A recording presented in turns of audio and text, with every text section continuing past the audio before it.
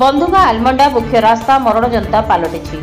कोरापुट जिला बंधुगारू आंध्र सीमांत आलमंडा मुख्य रास्ता अत्यंत शोचनीय होई मरण जनता पलटि। फल लोक मैंने यातायात बेले बहुत असुविधार सम्मुखीन होती।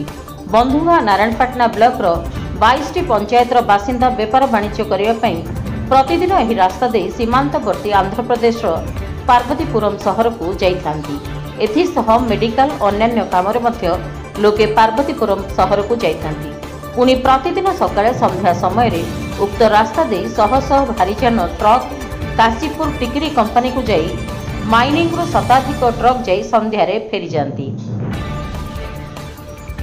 बंधुगा ब्लॉक रु पार्वतीपुरम सहर को दूरता 32 किलोमीटर रही।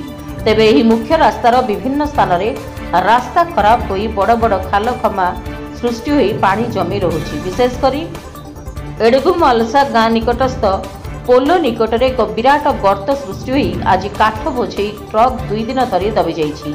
2 चकिया 4 चकिया विराट ट्रक गुड़िक जीवाकू विपद रही। आज को प्राय 5 मास हेउछि मुख्य रास्ताटी विपदपूर्ण अवस्था रही। किछि दिन तले एही विपदपूर्ण रास्ता दे जीवा 2टी बाइक और गोटे मार्शल गाड़ी गुड़िक दुर्घटना हो क्षतिग्रस्त होगा सह अल्पके जीवन बंची जाइछि।